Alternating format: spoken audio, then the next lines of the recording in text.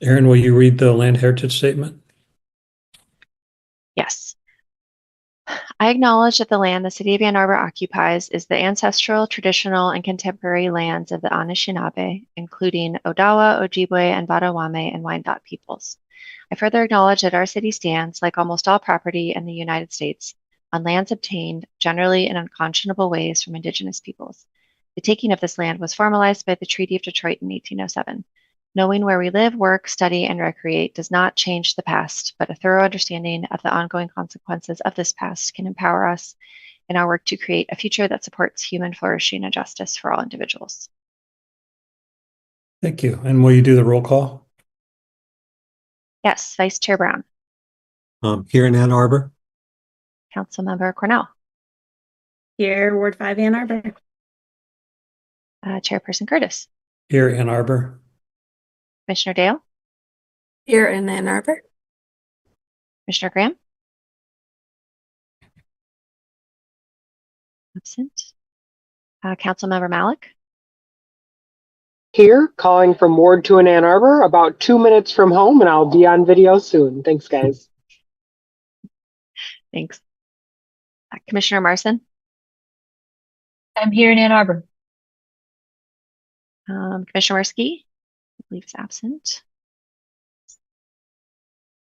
Commissioner Mitchell. Here in Ann Arbor. Commissioner Nedrich. No. Absent. Commissioner Peters-Wood. Here in Ann Arbor. Commissioner Smith. Here in Ann Arbor. And Commissioner Wahing. Here in Ann Arbor. Well, thank you. That's quorum. Great, thanks. Does anyone want to make changes to tonight's agenda? If not, is there a motion to approve the agenda? By Hank, seconded by Anya. Is there a vote on the agenda? If everybody approves it, raise your hand, say aye. Aye. Aye, okay. Does anybody want to make changes to last month's meeting minutes? Is there a motion to approve it? By Rita, seconded by Jen. Okay, all in favor of approval of the minutes, raise your hand, say aye. Aye. Looks like a quorum. Okay. Next item of business is public comment. This is an opportunity for people to speak up to 3 minutes. Please call 888-788-0099, enter meeting ID 954-3473-9065. To raise your hand, press 9. To unmute, press *6. City staff will select callers who raise their hand one by one. Using the last 3 digits of your phone number. When speaking, please move to a quiet area, state your name and address at the beginning of your comments. There may be a delay up to 30 seconds before connection is established. Erin, do we have any callers? No callers. Okay. We don't have any unfinished business, so next will be new business. We have Susan Bryan here to talk about Washtenaw County rain gardens. Thanks so much. Do you mind if I share my screen? Is that Yes, please. actually all right? I think I made some changes since I gave it to you, Erin. So Oh, thanks so okay. much. Great. Let's see.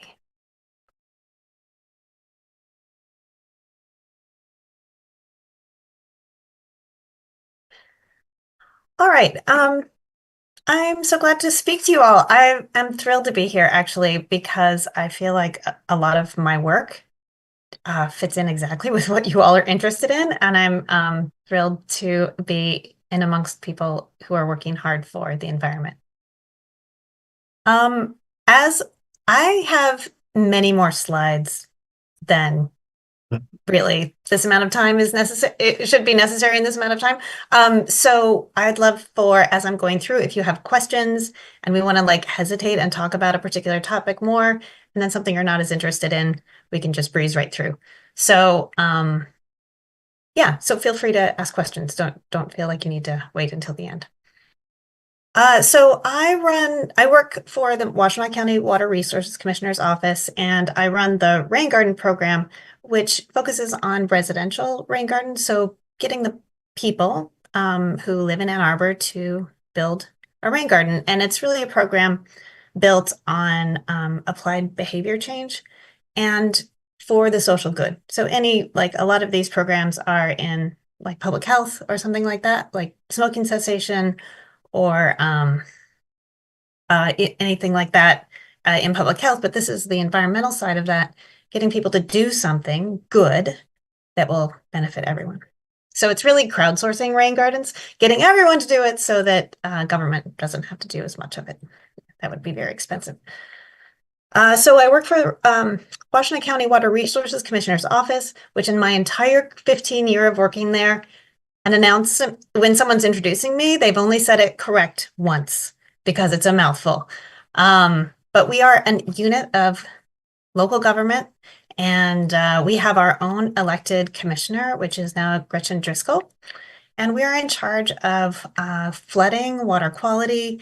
We have jurisdiction over county drains. And not all waterways are county drains, but the ones that do, we have authority to assess in those watersheds so that we can maintain those drains. And this goes back, more than 100 years when farmers needed to manage their drainage. And so we're the government entity that does that. So the part of our responsibilities that I'm in is green infrastructure, and rain gardens are a part of green infrastructure. And what green infrastructure does is it slows down stormwater, soaks it into the ground, and cools it down. And this could be small pieces like this is on Miller Avenue, the picture on the left, a rain garden that captures stormwater from the street, or it could be a large area like in Mary Beth Doyle Park where we're capturing a lot of water and really helping with flooding downstream. So there's many benefits: cleaner water, recharges the groundwater, cleaner air just because there's more plants, more trees, reduced urban temperatures, and then also community benefits like these folks are volunteering in a rain garden. And I try to provide a lot of community building in my programs. Okay, so Ann Arbor and Washtenaw County, we partner quite a bit in this green infrastructure world. And the City of Ann Arbor Stormwater Utility Fee provides funding so that my county unit of county government can run many things, but the ones that I'm involved on are the Master Rain Gardener class. We give individual consultations to residents about rain gardens. So tell your friends, it's free. We'll come out and meet with them in their yard, give them advice, strategize about how to fix their drainage issues and build a rain garden. And then also we administer the maintenance of many public rain gardens. All of the Ann Arbor public rain gardens are administered by my colleague, Katie Wojciechek, and it's fascinating. You should have her come out and speak to you as well. She's great. And then also she wanted me to mention that we have a program called Community Partners for Clean Streams. And that's a program for businesses where we help them plan their pollution prevention plans. And then also we will even provide a free rain garden design for them that they can then build. We have a small grant as well if they want to apply for that. And so they can build rain gardens and build more stormwater infrastructure. Okay, so today, this is what I was thinking we could talk about, but feel free to ask questions, or if you want to hesitate or talk more about one of these topics, feel free. Or I can skim through. That's also an option. I thought I'd tell you what my program objective is. I think just, what is the goal that we're trying to do? What are some of the results? I was able to partner with U of M School of Information recently for some kind of cool analysis. I touch a little bit on, is this equitable? I think it's an interesting topic. It's not necessarily the end-all be-all analysis of that, but I've been looking at maps recently. And then this is what I think about a lot, is what stops people from building a rain garden? Or if you want to apply this to other subject matters, what stops people from, doing doing some environmental behavior? What's stopping them? And then what is the benefit that they perceive that might be motivating them? And then how the program elements of what I offer sort of fit in with those needs. There will be lots of photos of beautiful gardens. And then actually, I would love to hear your suggestions and comments because I know many of you have participated in some of my programs. And if you have elements or things that you would love to see me do, this is my winter planning time, and I'd like to hear from if you have brainstorms or needs that you think the community has that I should address. Okay, so this is my geeky, nerdy program goal, which is to make, it's full of jargon, vegetative infiltration the norm for landscaping practices in Washtenaw County. So every time a homeowner is talking to a landscaper, they're like, oh, well, where should we put the water? Shouldn't we soak it in? Where should we put the rain garden? That is just the normal way that people think about their own yard and how their yard should function. So more specifically, my goal is get rain gardens built. So that is the overarching goal that I'm always thinking about how to make that happen. It is also asterisk part of our MS4 stormwater wall quality, our stormwater permit with the state that is administered by Eagle. So we report out to them about our public education and outreach, and then also our implementation of those practices. Oh, also, the Ann Arbor, and I'll touch on this a little bit. Ann Arbor does have an ordinance for if people are building a new building or increasing their impervious surface through roofs or new pavement or anything like that. They do require new either rain garden or a dry well. But most of what I do, and I love it when those people ask me questions because I want to give them advice, but most of my program focuses on voluntary action. Erin mentioned that you all are interested in biodiversity and water quality, and that's in everything that happens here, embedded. Okay, so this is all retrofits because Ann Arbor is substantially built out and there's no more room to put rain gardens except for in people's yards or in parks or in areas that are already green. So lots of people building rain gardens in their yards because there's all that opportunity. When you look at this map, actually, there's all those little yards. Every one of those people could have a rain garden. And so encouraging people to do that. Last year, this is 2024, just made this count, 89 people built their rain gardens through our program. And then also, I always, sort of highlight those are people, individuals, residential people that I've trained to build their rain garden, but also landscapers that we have trained through the program built 53. So training landscapers is also a wonderful way to get lots of rain gardens built. They're both doing their part. Now, after 15 years, it's over 2,000 rain gardens built, which when I present this in front of other municipalities, even much larger municipalities, they're astounded by this number because of the amazing residents of Ann Arbor who've done an amazing job. I've taught other communities, mostly in Ohio, to teach the Master Rain Gardener class because it's such a great model. People build their rain gardens and they maintain them over time. It's a wonderful way to get infrastructure into the ground. And interestingly, the conservation districts in Ohio have a really good funding mechanism where they get matched by their state organization. So that's why they've been able to afford to be able to learn to do a new program.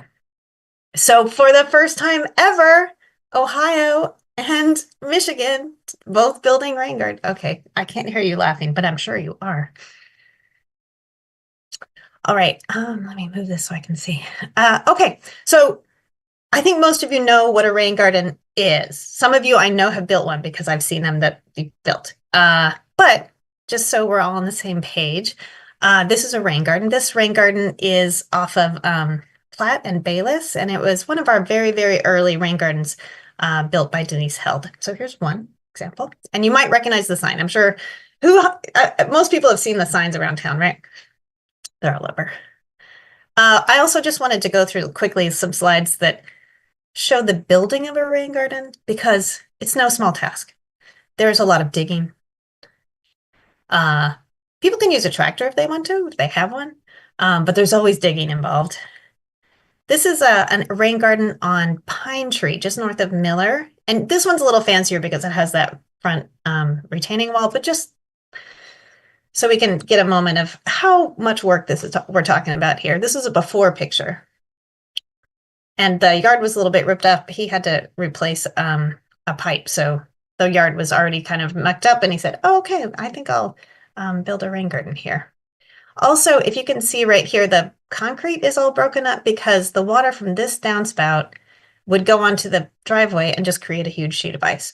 So he wanted to solve that problem. Oops. Okay, this is all just Photoshop. So in order to do that, they needed to break up some concrete. They started getting, like, the teenagers of the households had to get involved because they needed a little bit more muscle. The trench for the pipe for the water to go to the rain garden. It rained a few times while they were doing that. There's laying the pipe. Rebuilding the porch now that the pipe goes underneath. Building the little retaining wall. And not all rain gardens have rebuilt porches and retaining walls, but sometimes you run into these things. More digging. This rain garden has three stepped pools. And that's like high level rain garden building right there. And then planted. Yay, all done. I feel like this is the moment when I need to tell people, you've done a great job, because those plants are so tiny, and they're like, wait, what have I done here? But it all grows and it blooms and it ends up being beautiful. Actually, often I will bring a tour group to see this rain garden. Every year we visit the same rain garden. And the homeowner now, it's a new person. The old person who built the rain garden moved. It's a new person. And he comes out and he always says, okay, which weeds should I pull? And there's usually like two. Takes a really good care of this rain garden. So that's what I count, is what that, someone did that whole process, all that digging. That's what I count, that's one rain garden. And, a lot of people end up doing it. Okay, so this is me counting rain gardens. Back in 2006, we got it used to be called the MDEQ grant to fund 20 rain gardens. And so we funded and helped 20 people in Ann Arbor build rain gardens. And then we were sort of like internally funded for a little bit, where we designed rain gardens for residences. This is back in the early days when it was pretty unusual. And also we were learning as a staff how to build a rain garden. In 2011, that was the first Master Rain Gardener class that I taught in person. And then in 2015, we received a grant to put the class online. This is before the pandemic, so it was a big deal, and it put us in good situation to actually have programs during the pandemic. So I think it's interesting to look 2020, people gardened. People really gardened that year. And then the next year, it's like the pandemic hangover. No one gardened. And then we're back up to like normal 90s. So that's the whole county. This is just Ann Arbor. And I think it's interesting to see that once we offered the online class, the numbers went way up. So that's pretty interesting. And then this next slide, it really just look at the total. Out of our 2,100 rain gardens, 1,400 of them are in Ann Arbor. So Ann Arbor is the bulk of the rain gardens that we do. Now I have a map of all those rain gardens. I've been able to take all those photos and put all those rain gardens onto a map. And it's pretty interesting to see like how they're distributed around town. Another thing to look at is how important the Ann Arbor utility fee is, because look how all the rain gardens are in Ann Arbor. Outside, not as much.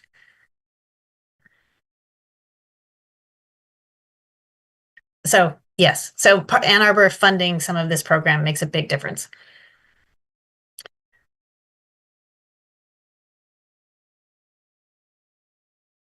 Oh, so this is the whole county. So you can see how many rain gardens are right in Ann Arbor. Lots in Ypsilanti, actually. Quite a few in Dexter. I need to work on Chelsea. That's Chelsea and Milan are actually my next goals. All right, so I like to think about how rain gardens can be free or low cost. There's nothing that will change the fact that it takes quite a bit of energy and you need to have a shovel. But um, there is the online class is free and on demand if you want to watch the video and then do the homework and watch the video and do the homework. Anyone can do that and it's free. I offer 2 plant swaps a year at the Ypsilanti District Library, and people bring their plants and they trade or just give away their plants to people who need plants. Lots of people come from Seeds to Community with their extra plugs that they've grown up, which is a wonderful program, and they'll bring them to the swaps. Also, it's great that there's municipal compost for free for residents and chip drop so that people can build it for all, very little money, very modest. But I thought it'd be interesting to look at our area, our county, and look at we have an opportunity index that looks at who has more opportunity when it comes to job access and economic well-being and those sorts of metrics, and compare that to where people are building rain gardens. So this is just sort of a thought exercise. So here's the whole county. This is the opportunity index. The higher, the wealthier areas are in dark blue, and that goes to light blue, and then to light pink, and then dark pink is the least opportunity, has the least access to opportunity. So then I put my rain garden map on top of that, and you can, it's a little bit hard to see, so I thought I'd zoom in and look at, I just looked at Southeast Ann Arbor because it's kind of a mix of different economic levels. Here's Washtenaw, and then Packard, just to orient you, is right in here, right there. So I thought this was pretty, just me analyzing my own program, that some of these areas, like this is kind of interesting that this is the same neighborhood. I feel like this is all the same, but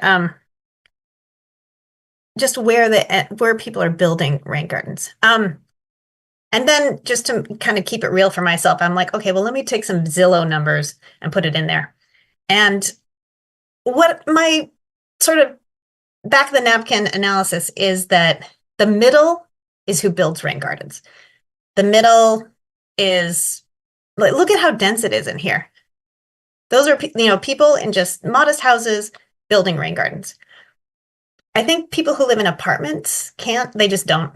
And then people who live in these like really big lots and really expensive houses up here aren't doing it as much. But when I think about all those contractors, landscape contractors, they're not on my map because they just tell me how many. I don't necessarily know where. So I think that's actually, they could be doing better than it looks here. So those are the contractor numbers. Those contractors are building rain gardens. Okay, so now a little bit more behavior change part of it. What's motivating people and what's stopping people? And this is part of what the analysis that I do in my own program. So basically, I'm answering the question, why should building a rain garden rise to the top of people's priorities? Because there's a lot of other things they could be doing with their time. They could be exercising more.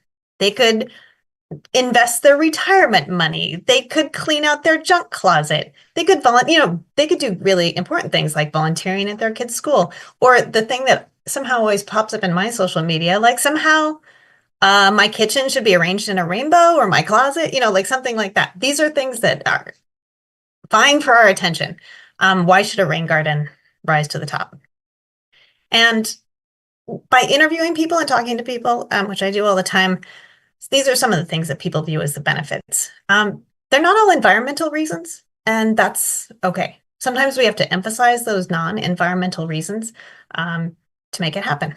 And they're real reasons. People love pollinators. That's an environmental reason, but ooh, boy, that's super powerful. But so is having a purpose and meaningful work. Having something that you can do and complete and be proud of. Also, the t-shirt looms large. So this is with the U of M School of Information. They have an event called Deep Dive, and they're always looking for data sets to look at. If you ever need a data set looking graphed, they are happy to do it. This was who builds a rain garden? What kind of people build a rain garden? And this is the first pass. They said, what level of gardener? How skilled of a gardener are you? Interestingly, intermediate and advanced, I guess this is, you would think, more likely to build a rain garden, whereas the beginners, not as likely. And that makes sense to me. Like, okay, I should target gardeners because they're just more likely to build a rain garden.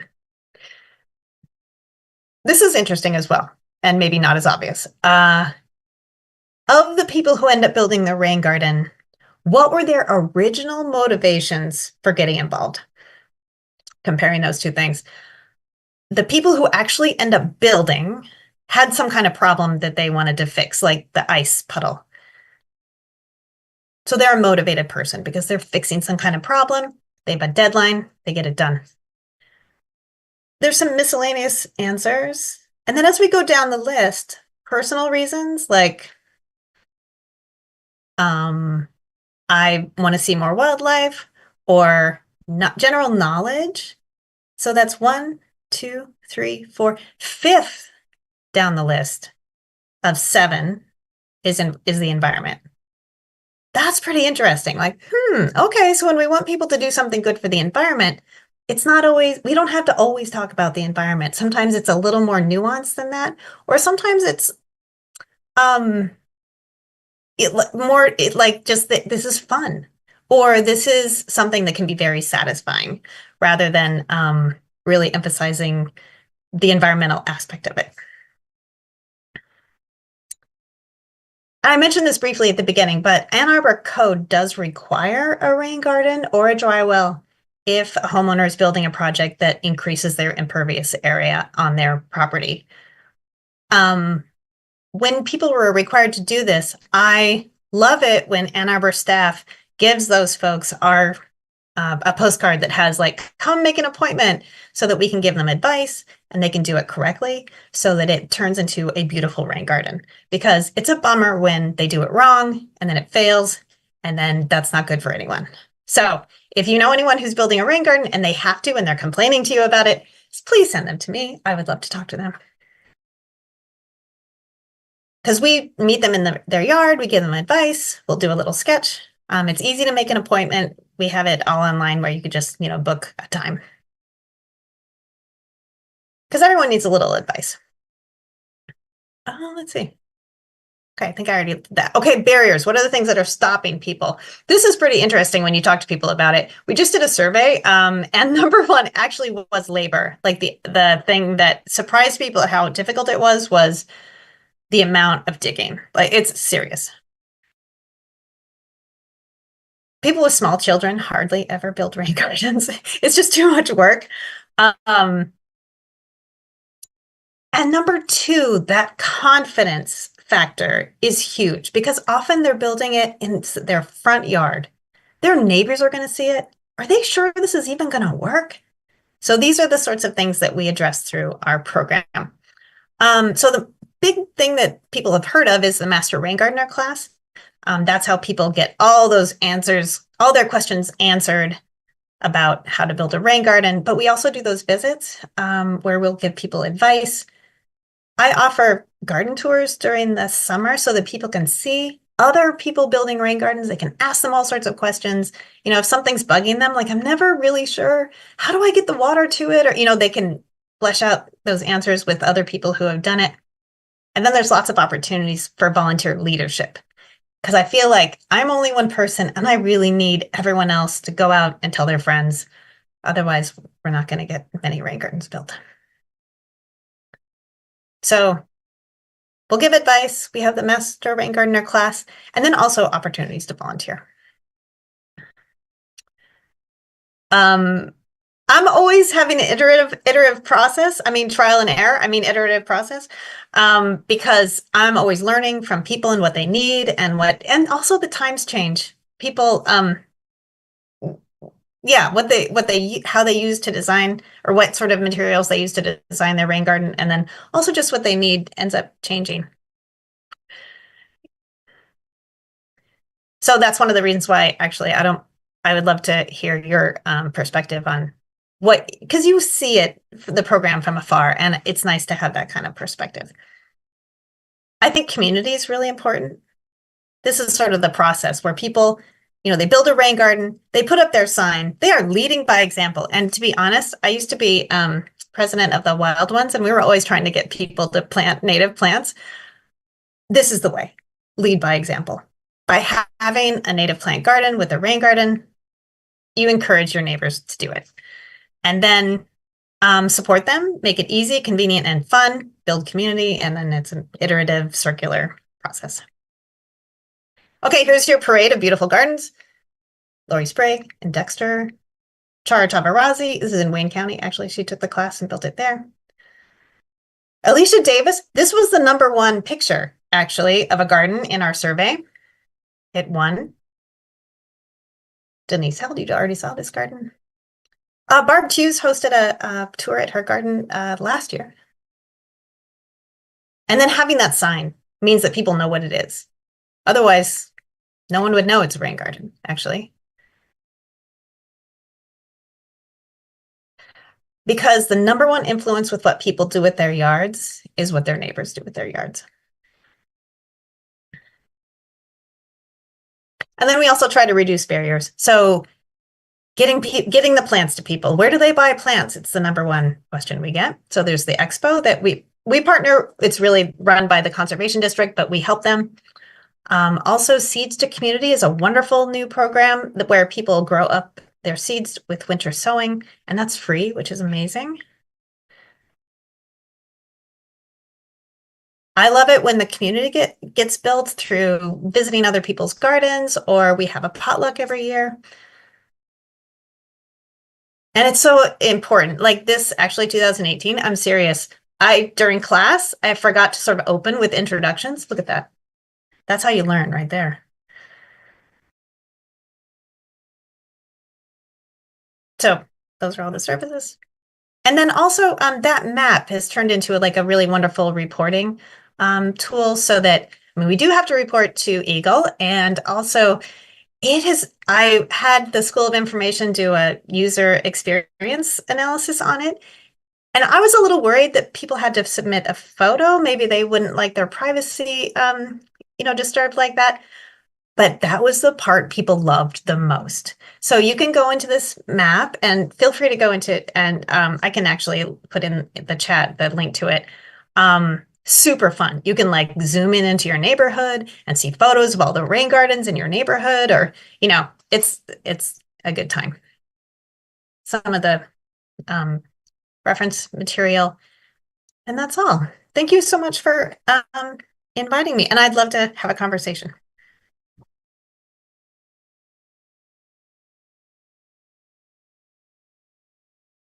So, Anne, you get the first question. Thank you, Susan. That was a great presentation. I'm actually one of those early folks back in 2000. You're one of the original 20? Oh my I don't goodness. think I'm one of the original 20, but I had my rain garden designed by Harry Sheehan back in the day. And anyway, and I've maintained it, and it's sold. That the sign is faded and broken and no longer there, and it's in my backyard, so it's hard, people have to know about it to come back there. But what I'm interested in about the two things. First of all, do you track failed rain gardens? And then my second question is, are there any barriers within the city of Ann Arbor that an organization like a commission like ours could advocate to help fix? Oh, interesting question. The first, do I track failed rain gardens? They stick in my mind. I can think, but there's not that many. I don't, because when someone has a failed rain garden, we will visit them and strategize with them to fix it. So it gets fixed. That said, there's probably 3 or 4 that ultimately just didn't. There is a limit, but there's not very many. But I actually, maybe I should. It would be interesting to see. There's certain neighborhoods that I know the soils are very difficult. Um, and I can think of like specific places that it was very, very challenging. But other people in those neighborhoods, I still encourage them to put in a rain garden, and it doesn't mean it doesn't work. It just means they need to have a functioning outlet. And then are there any barriers that you all should work on in the city of Ann Arbor? No, it's a great place to build rain gardens. There aren't any, people don't have to get a permit, which is fantastic. They can just garden. I think that making it, I think the staff already know to send people to us to get advice on when they're building their rain gardens, when they're required to.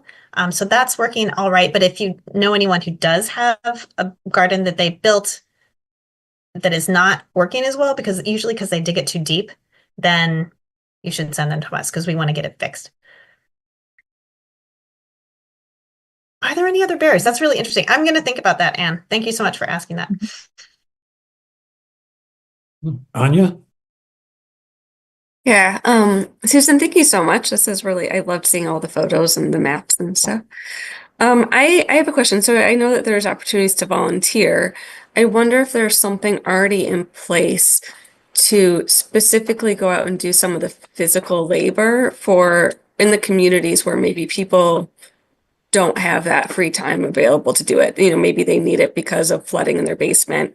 And I understand there's a lot of sort of, ways to get compost and wood chips and other things for free or low cost, but maybe they just don't have the time to do some of the physical labor. Is there like a something in place to help connect people who want to specifically go give their time to those neighborhoods?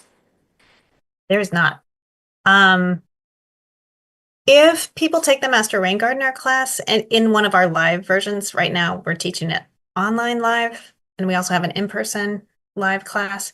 If they're in one of those actual community building classes, then we'll match people up. Like, for instance, in our class right now, there's a young man who doesn't really have a spot to build his rain garden, and he was saying, is anyone building their garden and needs help? Because I will help. He's a young, strong person. He can do it.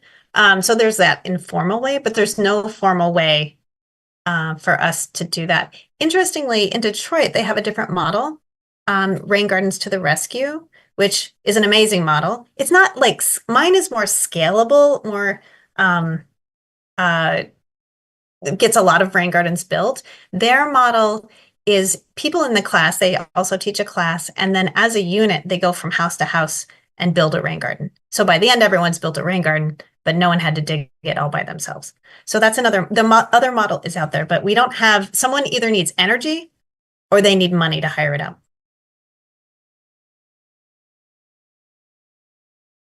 Steve? Well, thank you, Susan. That was spectacular. Regarding the last question, there are like high school athletic teams that I know will do this kind of work for money, Yes. And the other thing is, it would be nice to maybe implement something like that barn raising idea that they use in Detroit. In Saline, at the Saline District Library on the north side, there's a rain garden that was built by 2 master rain gardeners. They were the minds behind it. And then they hired the Saline crew team to dig it. Yeah. And one of the master gardeners was a former Marine. So he worked those kids hard. That worked really well.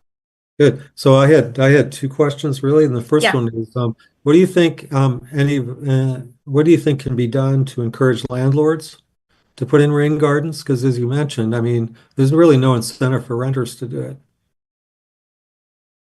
Renters of houses build rain gardens often, like grad students.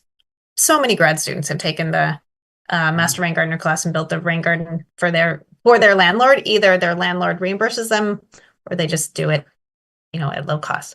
But apartment buildings, I have not cracked that nut. I don't think this is the right tool. I've never succeeded in getting an apartment building to build a rain garden, not once. Well, that's a So shame. if anyone has ideas, feel free to toss them out there. Okay. Even people like, so a master rain gardener will take the class, they're all excited, they live in an apartment, they'll try to get their apartment building. No, it's never worked. I don't know. So my final question is that, a couple of years ago, I was in New Haven, Connecticut, and I Yeah. was taking a walk outside the hotel, and every couple of blocks, they have a curb cut with a rain garden installed in the sidewalk. And, Yeah. Mhm. and I know the city of Ann Arbor at one point, or maybe it was the county drain commissioner, put in something similar along Miller Avenue on that long uphill grade, between, I guess it's New or 7th Avenue to Newport or something like that. Yeah. And but they don't seem to have any enthusiasm for continuing that. I think it was because they didn't get buy-in from the local homeowners to do the maintenance. So There's public rain gardens along roads on Miller and Madison and I'm forgetting the name of Stone School Road. So those three places there are roadside rain gardens. That said, and you should actually really have Katie come speak. She contracts out the maintenance of those rain gardens, as well as a lot of rain gardens in parks on city property, City of Ann Arbor property. Who's that? Katie Wytichek is my colleague, and I can share with Erin her contact information. And so she has a pretty interesting analysis of like how much different kinds of rain gardens cost to maintain. And when there's small rain gardens strung out on a ribbon like that, it's pretty costly. So that might be more the reason. That said, people build rain gardens that capture the sidewalk water in their own little easement. Now that we have a new floodplain person, I haven't asked Melissa if she's going to allow us to do that. Jerry Hancock used to say yes, and don't ask me again. But I'm not positive like what Melissa's new take on that is. But the larger rain gardens in parks, they do capture a lot more water. So I don't know, it's kind of a cost benefit analysis. But it would be interesting to hear what she has to say about that. Thank you. Rita? Thank you, Susan. That was great and inspiring and just at the right time of year. I have a bunch of questions, so I'm going to try and go fast. One is a measurement one, and I think this is maybe unanswerable, but what the heck? Do you have a sense of the volume of rainwater that's managed by rain gardens over a denominator of volume of stormwater? Yeah, I do. It's some millions. Let me keep asking questions and I'll find it for you. Right. Is there a measurement of flooding that we can use to kind of maybe focus some incentives or whatever to encourage people to develop their rain gardens? For flooding, Yeah. I have just been playing around with that idea, and I'm going to try to get our GIS folks to do an analysis of not the people who are being flooded.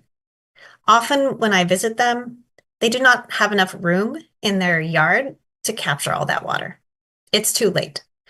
So what I want are the people upstream who don't have a flooding problem to build rain gardens. And I've had a lot of success in focusing on a particular neighborhood, doing outreach to a particular neighborhood, and it creates excitement and it creates synergy that happens. So if I knew which neighborhoods contribute to flooding, then I could do that.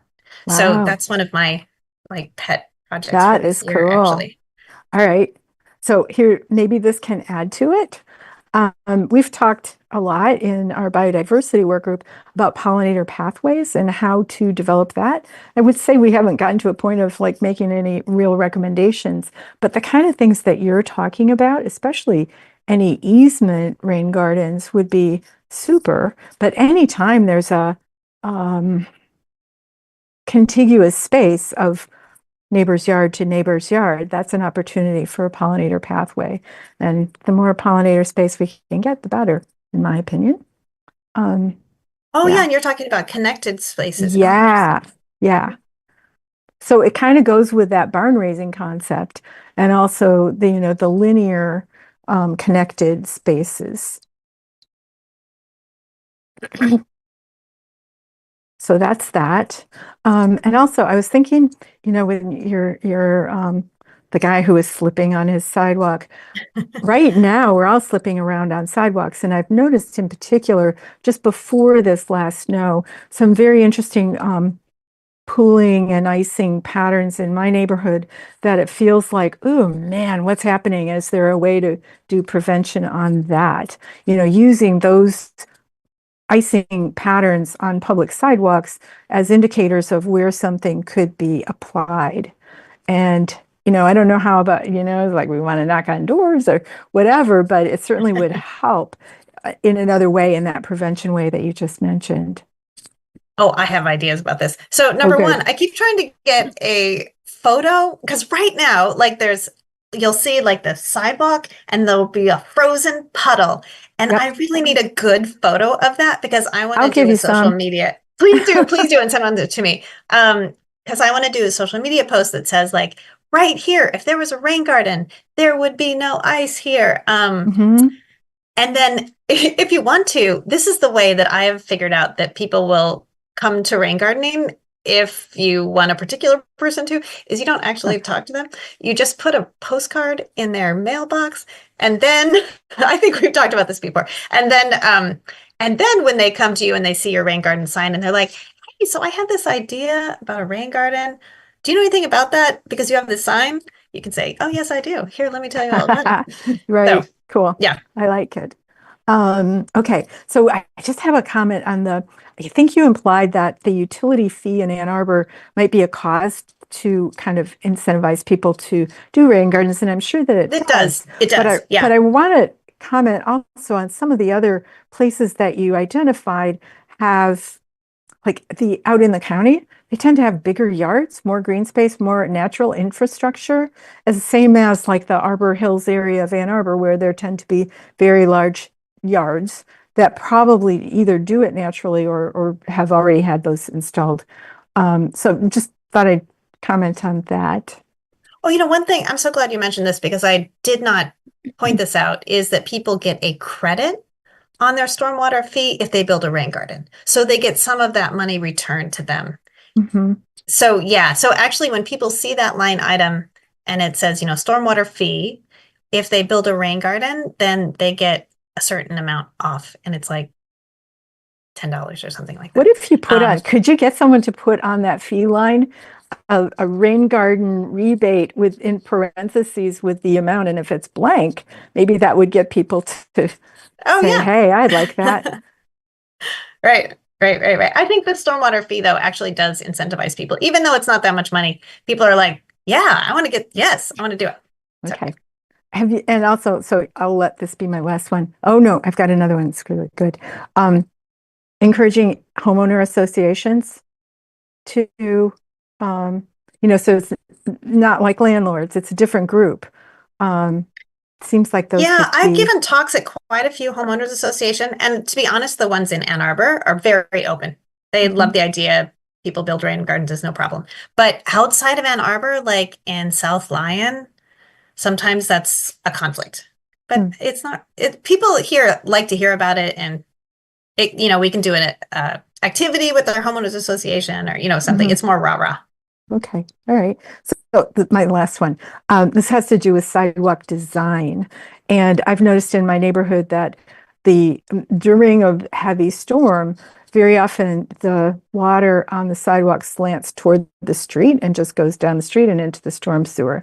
And so I'm wondering about this could be tricky, but like this very slight slant could be directed possibly in some places to push water in a direction that could support a sidewalk rain garden.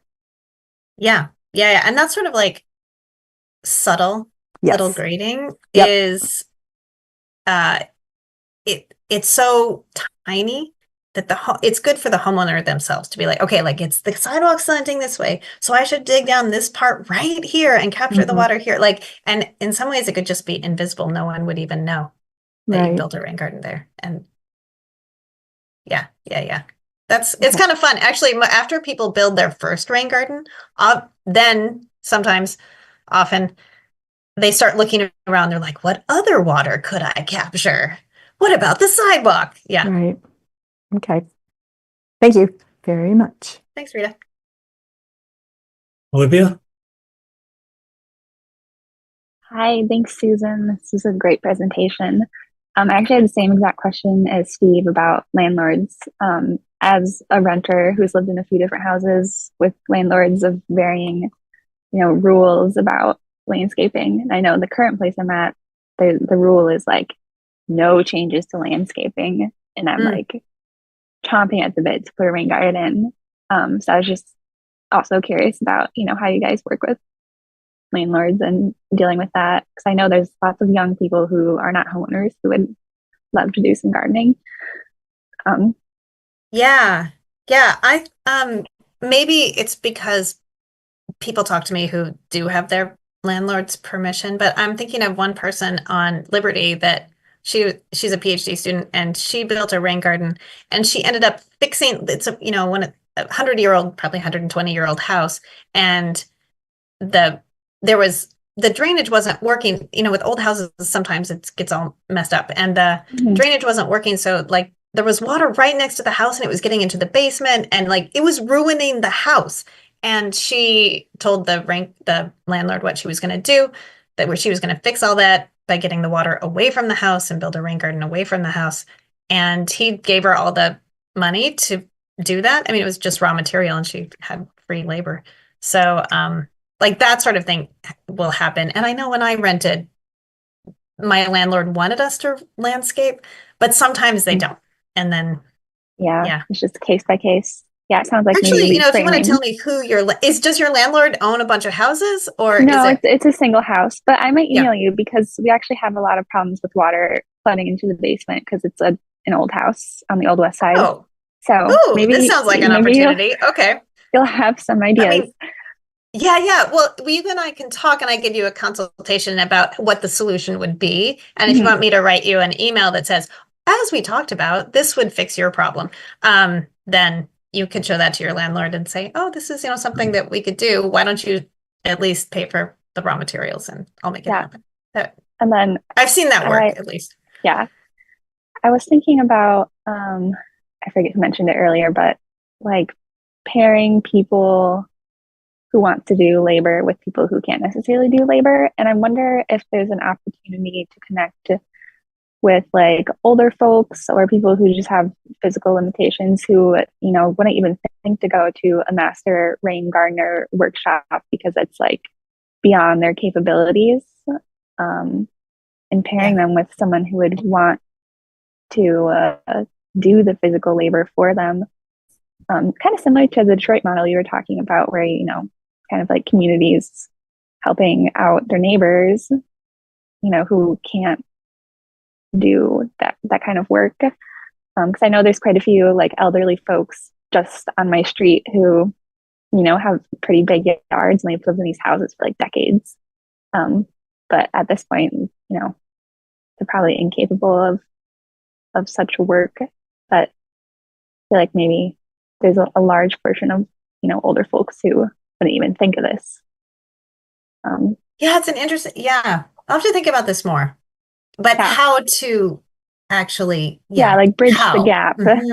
Yeah. Right. It's interesting. Yeah. Because there are definitely, actually, often older people will take the Master Rain Gardener class because they love gardening and they're really interested.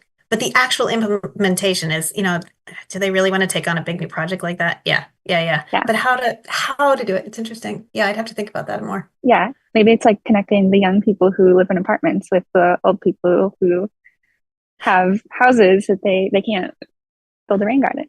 Right. That's a good point. Okay, I'm writing it down. Thank you so much, Olivia. Yeah, thanks. Councilmember Malik? Thanks so much, Susan, for your presentation. This was wonderful. I don't have a rain garden myself yet, but I believe I might be on your listserv, so I really have no excuse. I think I may be on your listserv from when I got a rain barrel 2 years ago, perhaps. I don't know if those are the same listservs or not, but my question for you tonight, and I'm sorry if you maybe already touched on this, I cut out and missed part of your presentation when I switched from phone to laptop, but for houses that already have a rain garden installed, if they then sell their house to a new buyer, is there any way for you to kind of, provide resources to that new homeowner that now has a rain garden, but maybe has no idea what it is, or, to continue providing maintenance and upkeep? Because I'm curious if, houses turn over, if rain gardens kind of persist across owners, or if you have any data on that maybe already. That's a really good question. Oh, and you're making me realize we don't have a mechanism. Like if someone has a rain garden and then the property sells, often that new person will Google us and find me and get a consultation, at which they ask us, how do I maintain this rain garden? But there's not a formal mechanism. But I mean, we know where the rain gardens are. So in theory, we could make one. That's interesting. Yeah, and actually sort of like new residents to Ann Arbor, even that group of people, we would love to focus on them because often people will buy a new house and then get all ambitious about new projects. So both of those things. But I'm going to add that to my list of things to coordinate with Ann Arbor with. Yeah, that's a good idea. Like when the place, because we don't necessarily share our map with the city of Ann Arbor has their own map where people are getting their credit. And it's kind of two different maps actually. But we could do a mechanism where when that particular house sells, they get a notification, or I don't know. Yeah, even if we just had the list, we can send them a postcard. That's a good idea. I'm writing this down. Great, thank you. Olivia, did you have another question? Or is your hand still up? No, sorry, I always forget to lower my hand. That's okay. So Susan, on the slide that showed the equitable areas, and it did look like the upper third top end houses were behind in putting in rain gardens. Is there something we could do to motivate that segment of the population to start putting more in? I know, right? Let's think of a way. I think that those are folks that are, here we go. Those are folks that are hiring someone else to work on their yard. So I wouldn't be surprised. Actually, we did a news survey because I'm working with University of Michigan School of Information Capstone Project student group. And they did a survey and people answered like, I don't remember exactly how they worded the economic strata, but many people said they were high income or moderately high income. So that sort of contradicts what this map says. And the landscapers, when they tell me how many rain gardens they built last year, they don't give me the addresses. I haven't quite figured out how to like get them to fill out a form. Like that's just, I'm lucky that they tell me how many they built. So I wouldn't be surprised if that's where those rain gardens are going. Okay. And one other question on this getting volunteers. I know the city has a Snow Buddy program, which, building rain gardens sounds like Snow Buddy, but slightly different. And so somewhere in the city, there might be a mechanism for that. I don't know if maybe Give 365 would be a good touch point, because they do have gardening in their scope. So that might be a place And also, I would think the Conservation Stewards Program would have people or a list of people that might be interested in helping out. And some of them are in Ann Arbor. Oh, that's true. Yeah. They could do that as their capstone project. Yeah. Councilmember Cornell? I'm so sorry that I've had my camera off because my cat will just not leave me alone. I'm not trying to be we're not at all trying to be unprofessional. And Susan, you know that Susan's my neighbor. She lives down the street. So. Yeah. So I was gonna say this kind of the same thing that Brooks and Olivia suggested is that we have Snow Match in Ann Arbor, and this just feels like such a great opportunity to connect people who are interested in understanding more about this and have the physical capabilities and the time even. Like, I don't think that we need to bind it by age or capability or whatnot, but there are people I think who might be earnestly involved in this or interested in this. And maybe you mentioned, Susan, you don't see people who have young children doing this. You don't, like there are a lot of barriers that seem as though that if we could find the right way to find somebody who's interested in learning but doesn't have a job or a yard with somebody who does have a yard but doesn't have the time, like I would be really interested in having a conversation with you around that and figuring out how can the city support that, because we do have models that seem to work well, and maybe we Who's the staff person that runs Snow Match? I'd love to hear. I don't know how it works behind the scenes.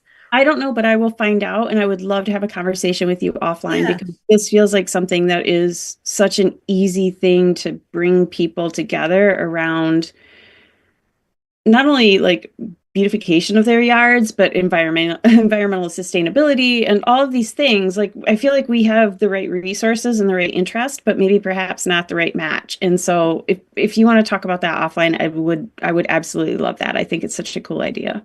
And I appreciate that Brooks and Olivia brought it up before, because I was just, when you were talking about it, I was like, that's why I don't do it. I don't have time to do it. Right. And so, yeah. Anyway, I thought your presentation was great. Thank you so much for the information that you provided. And I'm hugely supportive of finding a way to bridge that gap. Let's talk. I want to interject real quick on Jen's points and circling back. It seems like a really good community building exercise. Like, it's, like, hey, this neighborhood, do you guys like want to connect with others in your neighborhood who are interested in building rain gardens and like get the conversation going? Like, somehow encouraging conversations in the neighborhoods and potentially just like organically creating those connections between people who can and can't who have different capabilities. We do. So a lot of the public rain gardens, especially the really high profile ones that like along Miller and along Madison and in the GDA, those rain gardens people see them all the time. They're part of, the welcoming to Ann Arbor. Those kind of rain gardens, they're not only do we hire contractors, but people can volunteer to adopt a rain garden, and because they give it a higher level of care, because they're deadheading flowers and doing stuff like that. And how Katie runs it is she matches people, so you're not just out there toiling away pulling weeds by yourself. You have a buddy, and then maybe a group of people, and people often make friends, and it's a community building kind of a thing. So that's worked out really well, actually.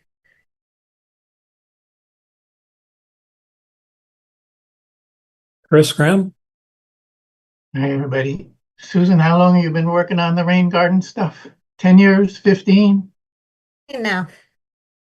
Oh, well, I just want to say what you've done here is legendary. It's sought after by other communities. It's truly outstanding. And it's really a model for outreach for us who have other things we are thinking about doing as well. One idea that might be to bring more recognition, is to invent a plaque that can go on buildings, on houses, celebrating the installation of a rain garden. It might carry on to the next owner, and they'd wonder, well, what does that mean? And they'd call you up or hopefully protect it better. I also have always been bothered by the relatively paltry amount of money that one gets a credit from the city. I understand the stormwater fund's truly important, but I also understand building these things is not inconsequential to property owners, especially if they hire it done. Maybe there's room to do a little bit better about this. I'm addressing those comments to a couple council members here. I'm so thankful that you came and you started doing this, that the county really stepped up to all this, and it was really supported you all the way along. It's really terrific. Thank you. Thanks for your kind words. I don't know if you noticed in the way back in this graph right here, you can see 2010, that was my first year with the county, and I tried something different, not this one, and it did not work. And Harry Sheehan, my boss, said, well, what are you going to try next year? And so I have always been very thankful that he has let me experiment, and try a few things, see what works, see what doesn't. And, different things work, and then we keep just doing more of what works. So thanks for your He's another extraordinary county employee. You're fortunate to have such a great boss.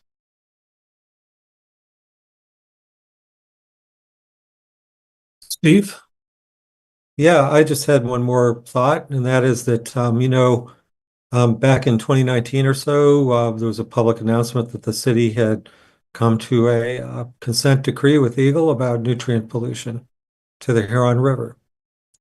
Now, I looked around and at some research papers, and in the upper Midwest, it seems like roughly half of all the nutrient pollution comes from stormwater, and the other half comes from the wastewater treatment plant. So this could have a role in having the city meet its obligations to reduce its phosphorus pollution to the Huron River. I mean, especially if I believe like the roads and sidewalks, the public infrastructure contributes a little more than half of all the impervious surface in town. So this makes it this could make it more economically attractive to actually do more rain gardens that capture runoff, from roads. So I don't know and this isn't the exactly. only tool. Like I know downtown, gosh, I'm not going to be able to remember the name of the road, but in front of the Embassy Hotel, right there's underground infiltration areas that rain gardens take a lot of maintenance. And some of those other methods can work well because like the road is a big contributor of pollution, and residential rain gardens don't address that. Not a solution for that, because that's not where the water goes. That's downhill of these. So, but like, what are the things that are actually in our budget but then to go on and maintain in the future? There's other infiltration things, like that's a big underground infiltration. It actually happens under the road and you don't even see it. It's like invisible. So this isn't the only tool in the toolbox, but you're exactly right. Like the roads, that's our next big challenge. Okay.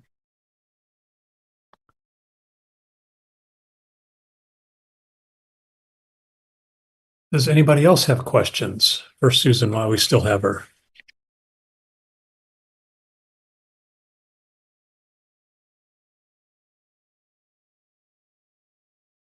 Well, thanks for coming, Susan. It was a great presentation. Appreciate it. Awesome. Thank you, Thanks Susan. for having me. And so nice to see you all. Some of you, I didn't know, Jen Cornell, that you were the representative on the Environmental Commission from City Council. So lovely. Nice. Nice to see you all.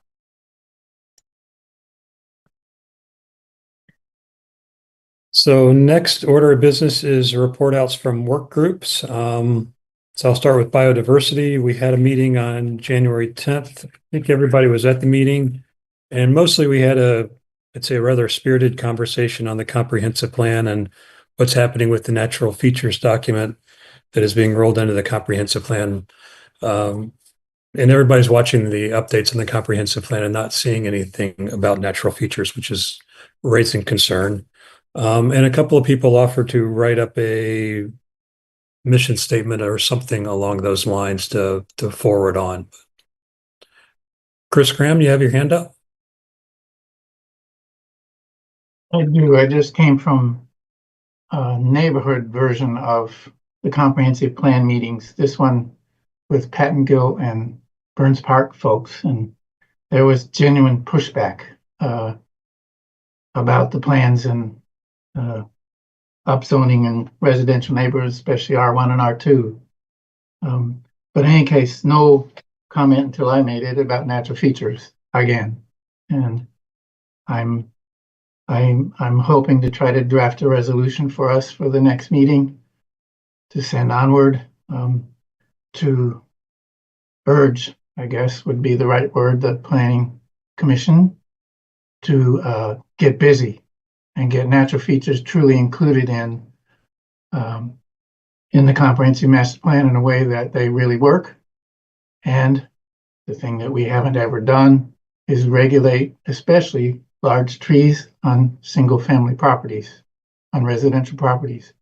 All of our natural features ordinance changes done in the early 2000s protect very well, and it's worked very well, natural features on properties that require site plans.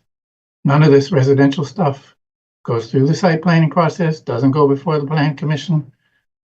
Large trees on single family properties do not get protected when properties are upsized. They should be. We shouldn't be giving away our natural features anywhere. We'll work on it more next month. Thank you. Next, circular economy, Steve. Yeah, hi. Yeah, we had a meeting yesterday actually, and it was kind of a loose discussion. The first thing is just there's an announcement. The Ann Arbor got a $99,000 plus grant from Eagle to for circular economy action plans. So that was a welcome resource. And then there was also some discussion about education, education about recycling and composting and whatnot, because it always seems like we haven't really, it's not clear what metrics have been developed to figure out what works and what doesn't in terms of educating the residents, about what's recyclable, what isn't. The city's contamination rate's okay, but we're in the process also of regionalizing the solid waste management as well, where what you can recycle differs depending on what community you're in. And then there's also, of course, with WARMA, there's going to be an outbuilding of drop-off centers. So we were kind of looking forward to what education could be done at the local level and coordinate with the county. And so I think it would be useful if we had like one of the more recent environmental commission meetings, kind of to have this on the agenda of one of the recent meetings about how do we fund education about solid waste, circular economy? How can we increase how can we figure out what the proper metrics might be to measure that?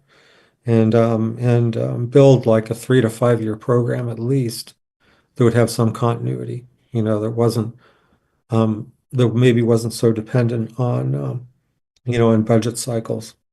The solid waste fund was mentioned. There's quite a surplus in the solid waste fund, so there might be a possibility of.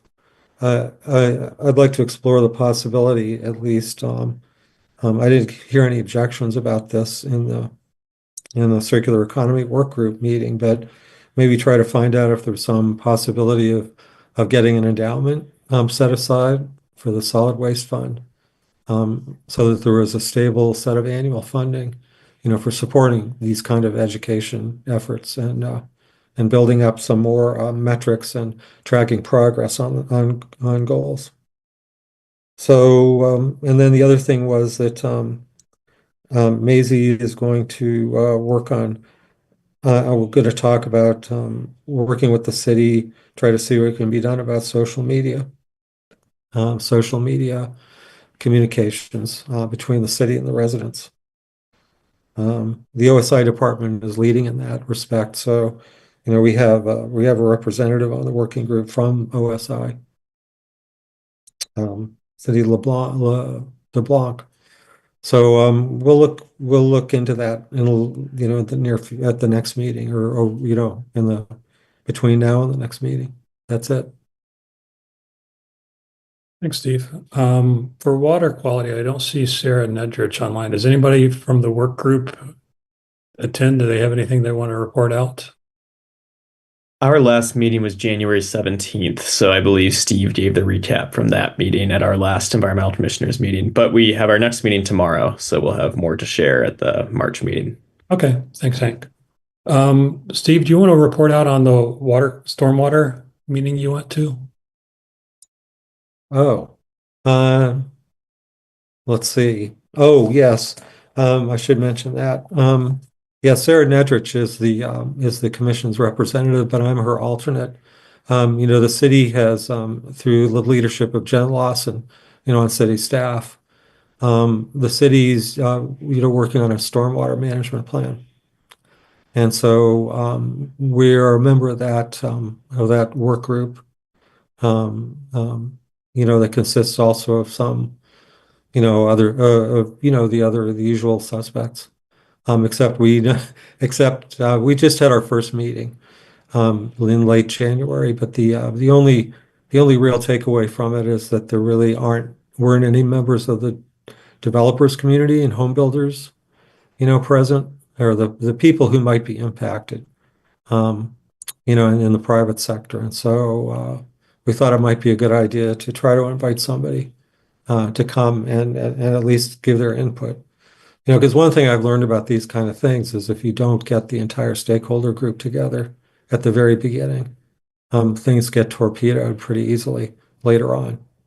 So it's good to get them involved at the beginning just to make sure their concerns are heard and addressed, before it's presented as, as an ordinance or something like that.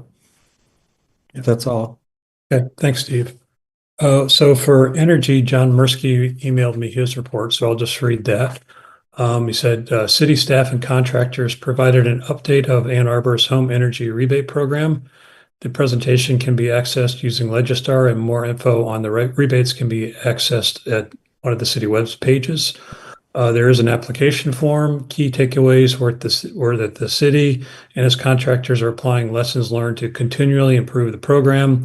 Commissioners provided several ideas for further possible improvements.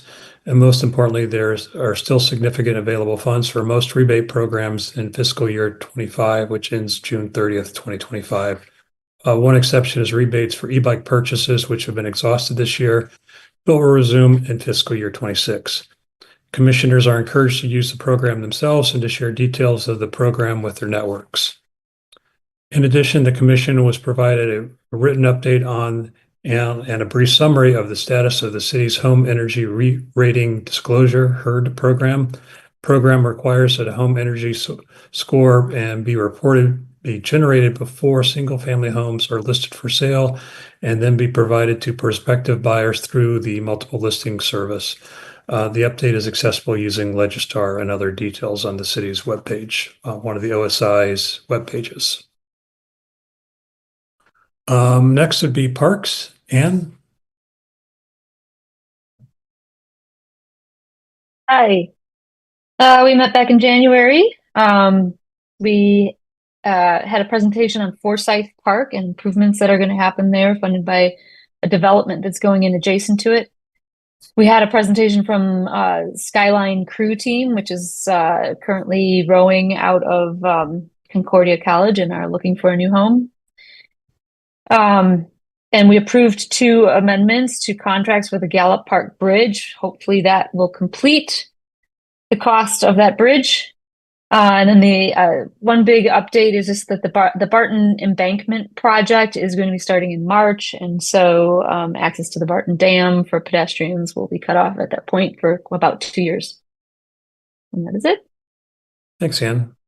Anything from council? I would just say quickly, just to reiterate, what you shared from Mr. Mirsky is that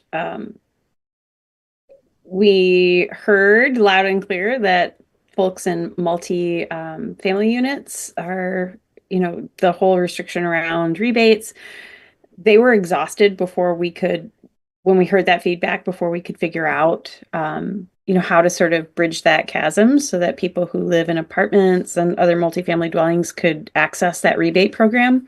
The city OSI is planning to go back to the wait list that was established once the rebate program was exhausted, and see what that looks like for next year, and then see if how that might look in terms of extending it to other properties. But that's something that we heard quite loudly from citizens who want to tap into that program and go into more environmentally friendly e-bikes and whatnot. And it's something that the city is paying attention to. So I would say that it's a work in progress, but it's something that's on our radar, just to reiterate that. Thank you. And then kind of connected, but not on the exact same topic, the city also announced rebates for electric lawn care equipment. Some of you may have seen this. So not exactly connected to the home energy rebates, but obviously still kind of in the same bucket. And this is, in response to the city's gas leaf blower ban that is slowly getting phased in. So more information to come on that too as we roll that out further. Thanks. It's awesome to see the demand. It's so awesome to see the demand. So I don't have anything else to report from chair. Aaron, do you have a report out from staff? A quick event from OSI in the written report is the second Sustainability Forum series, which will be next week on Wednesday, February 26th from 6 to 7:30, which will be on circular innovation in Ann Arbor's food and beverage sector. So please go see that at the library. And then I have the same update as Anne on the Barton Dam embankment work. I mostly wanted to highlight that just that because the city has four dams with aging infrastructure. So this is, a 2-year project in the immediate horizon, but we're going to see a lot more of this just really expensive like infrastructure updates, I think, as you start to stretch out the planning horizon. So yeah, thank you. Okay, thanks. So our next meeting is on March 20th. Does anybody have future agenda items they'd like to request? Okay. Next would be public comment. This is an opportunity for people to speak for up to 3 minutes. Please call 888-788-0099. Enter meeting ID 954-3473-9065. To raise your hand, press 9. To unmute, press *6. City staff will select callers who have raised their hand one by one using the last 3 digits of their phone number. When speaking, please move to a quiet area. State your name and address at the beginning of your comments. There may be a delay up to 30 seconds. Aaron, do we have any callers? No callers. Okay. Does anybody else want to bring anything up before we adjourn? Is there a motion to adjourn? I see one. Is there a second? Okay. I think we're done. See you next month. Thank you, Brooks. See ya. Thank you. Thank you. Bye. Thanks, Brooks.